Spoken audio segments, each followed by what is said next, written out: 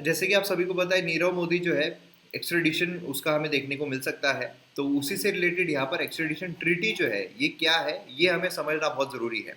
देखिए, नीरव मोदी हो या फिर विजय माल्या हो, वो जब आएंगे तब आएंगे, लेकिन यहाँ पर बेसिकली ज़रूरी क्या है, ज़रूरी ये है कि एक्स्ट्रेडिशन ट्रीटी के बारे में समझना बहुत ज़रूरी है।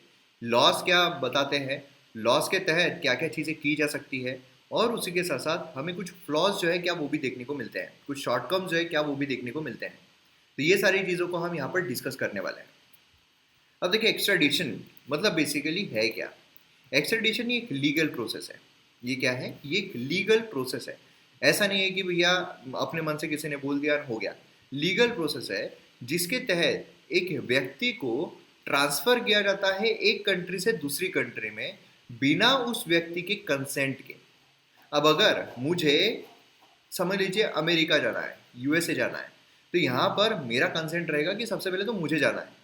देन उसके बाद मैं वीज़ा निकालूंगा, वीज़ा निकालने के बाद मैं वहाँ पर उस कंट्री के टिकट्स वगैरह लूँगा। देन उसके बाद मैं वहाँ पर जाऊँगा, उस कंट्री में जाऊँगा। फिर उस कंट्री से मुझे वापस आना है, बराबर है। उस कंट्री से जब मुझे वापस आना है, वो मेरा कंसेंट रहेगा कि हाँ मुझे इस टाइम पर वापस आना है, ऐसे मुझे वापस आना है, ये सारी चीज़ें।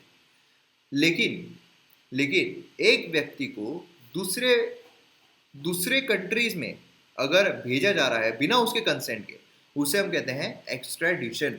तो यहाँ पर बेसिकली आपको एक्स्ट्राडिशन जो टर्म है ये सबसे पहले समझना बहुत ज़रूरी है। बेसिकली क्या है कि नीरव मोदी जो है वो यूके में बैठा हुआ है, जो विजय माल्या है वो यूके में बैठा हुआ है।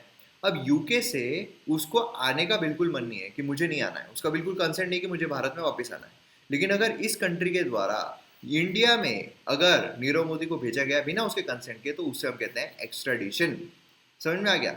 यहाँ पर गवर्नमेंटल अथॉरिटी जो है फॉर्मली और लीगली यहाँ पर एक क्रिमिनल या another government for the person to face prosecution of the crime.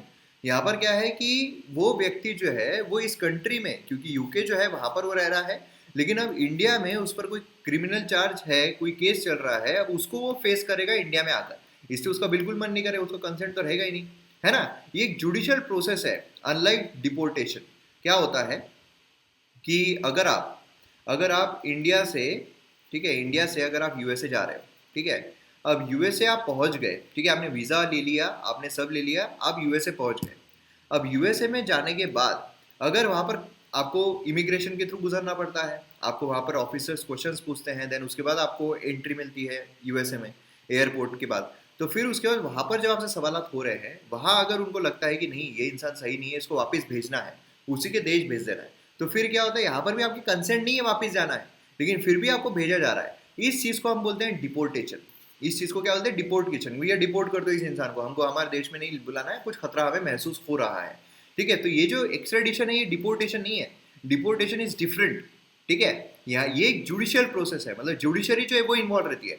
यहाँ पर अगर आप देखोगे डिपोर्टेशन में, यहाँ पर जुडिशरी कोई केस चल रहा है कि आपको कोर्ट में नहीं, यहाँ पर क्या हो रहा है, यहाँ पर सिर्फ आपको जो इमिग्रेशन वाले हैं उनको ऐसा लग रहा है कि नहीं भैया ये हमारे कंट्री के लिए सही नहीं है, तो हमको इमिग्रेट नहीं करना है इसको हमारे देश में, हम इसको वहाँ पर डिपोर्ट कर रहे हैं। लेकिन यहाँ पर एक्स्ट्रेडिशन में जुडिशियल प्रोसेस जो है वो इन्वॉल्व रहती है। तो अगर डिफरेंस आपको पूछा जाए प्रीलिम्स में कि extradition is same as that of deportation, तो वो गलत रहेगा। इंडियन एक्स्ट्रेडिशन एक्ट 1962 अगर हम देखते हैं, तो इंडिया में एक्स्ट्रेडिशन जो है ऑफ फ्यूजिटिव क्रिमिनल, फ्यूजिटिव जो भाग गया है, जो भाग गया है, यहाँ पर कुछ क्राइम किया है और इस जुडिशियल सिस्टम से बचने के लिए वो किसी दो और देश में भाग गया है, वो गवर्न किया जाता है अंडर इंडियन एक्स्ट्रेडिशन एक्ट 1962। क्योंकि क्या होता है, अक्सर हमारे देश में अगर कोई क्राइम कर रहा है और फिर वो किसी और कंट्री में जाकर बैठ रहा है, उस कंट्री में हमारी जो जुडिशियल सिस्टम है या फिर हमारा जो पावर है वो नहीं चलता है ना। लेकिन यहाँ पर जो फ्यूजिटिव क्रिमिनल होता है उसको हमारे गवर्न किया जाता है इंडियन एक्स्ट्रेडिशन एक्ट 1962 के तहत। ये बहुत extraditing a person to India and from India to foreign countries, मतलब इसमें दोनों होते हैं कि यहाँ पर हमारे कंट्री में अगर कोई व्यक्ति है जो क्रिमिनल हमारे कंट्री में अगर छुपा हुआ है, ठीक है, मतलब समझ लीजिए मलेशिया है, मलेशिया में अगर कोई व्यक्ति है वो अगर यहाँ पर आके छुप गया, उस पर वहाँ पर क्रिमिनल चार्ज चल रहा है, तो हम यहाँ पर क्या करेंगे, हम यहाँ पर उसको भेज देंगे, ये भी एक्स्ट्रेडिशन हो गया इंडिया से। और अगर मलेशिया में अगर कोई हमारा व्यक्ति छुपा हुआ है उसको अगर यहाँ पर लेकर आना है, तो वो भी यहाँ पर एक्स्ट्रेडिशन ही रहेगा। बेसिस ऑफ एक्स्ट्रेडिशन यहाँ पर ट्रीटी जो है कंट्री के बीच में होती है। जैसे कि यहाँ पर एक ट्रीटी अगर हो रही है, एक्स्ट्रेडिशन ट्रीटी अगर साइन की जा रही है इंडिया और उस कंट्री के बीच में, तो फिर होता है। इंडिया ने एक्स्ट्रेडिशन ट्रीटी जो है 39 कंट्रीज के साथ करंटली साइन की हुई है। एक्स्ट्रेडिशन प्रोसीजर अगर हम देखते हैं इंडिया की, इन्फॉर्मेशन जो है fugitive criminal wanted in foreign countries receive की जाती है कंट्री थ्रू इंटरपोल, ठीक है, इंटरपोल के थ्रू रिसीव की जाती है। इंटरपोल विंग जो है सीबीआई यहाँ पर इंफॉर्मेशन पास करती है कंसर्न पुलिस डिपार्टमेंट्स में। इन्फॉर्मेशन जो है ये इमिग्रेशन अथॉरिटीज को भी दी जाती है कि देखो ऐसा ऐसा व्यक्ति जो है वो घुसा हुआ है। उसके बाद एक्शन जो है वो लिया जाता है अंडर 1962 एक्ट।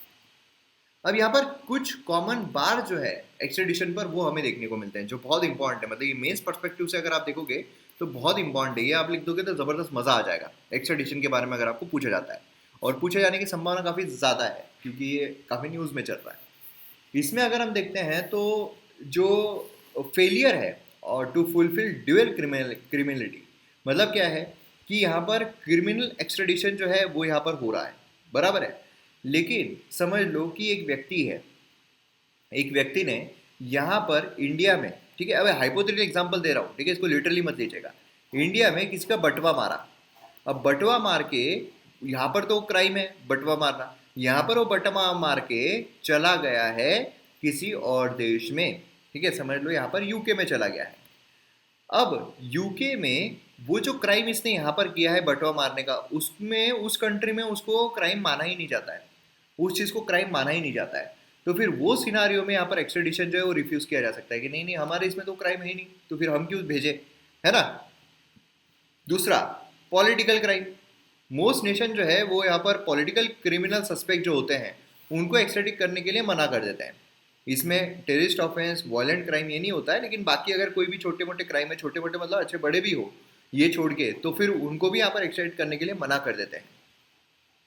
पॉसिबिलिटी जो है सर्टन फॉर्म ऑफ पनिशमेंट, यहाँ पर क्या है, जो अक्यूज्ड है, ठीक है, उसको अगर कैपिटल पनिशमेंट जो है वो मिल रही है, मतलब यहाँ पर क्या है, अगर समझ लो नीरव मोदी है, ठीक है, नीरव मोदी, अब वो यूके से यहाँ पर इंडिया में भेजा जा रहा है। अब अगर नीरव मोदी को यहाँ पर अगर फांसी की सजा होनी है तो फिर वहाँ पर वो एक्स्ट्रेडिट करने के लिए मना कर देंगे यूके वाले, वो बोलेंगे नहीं हमको नहीं करना है।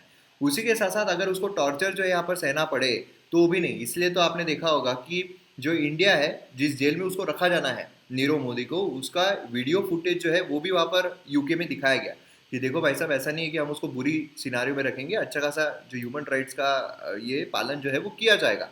तो इस तरीके से उनको वीडियो जो है वो दिखाया गया। तो ये यहाँ पर अगर ऐसा होता है तो एक्स्ट्रेडिशन करने से मना कर देंगे। देन अब्सेंस ऑफ एक्स्ट्रेडिशन ट्रीटी है, अगर हमें इंडिया और यूके के बीच में ट्रीटी ही नहीं होती तो फिर मतलब ही नहीं बनता। तो ये कुछ फ्लॉज जो है हमें देखने को मिलते हैं। तो इस तरीके से हमें एक्स्ट्रेडिशन ट्रीटी जो है उसके बारे में जानकारी मिलती है। मैं उम्मीद करता हूँ पूरी जानकारी आपको यहाँ पर मिल गई होगी प्रीलिम्स एंड मेंस दोनों पर्सपेक्टिव से।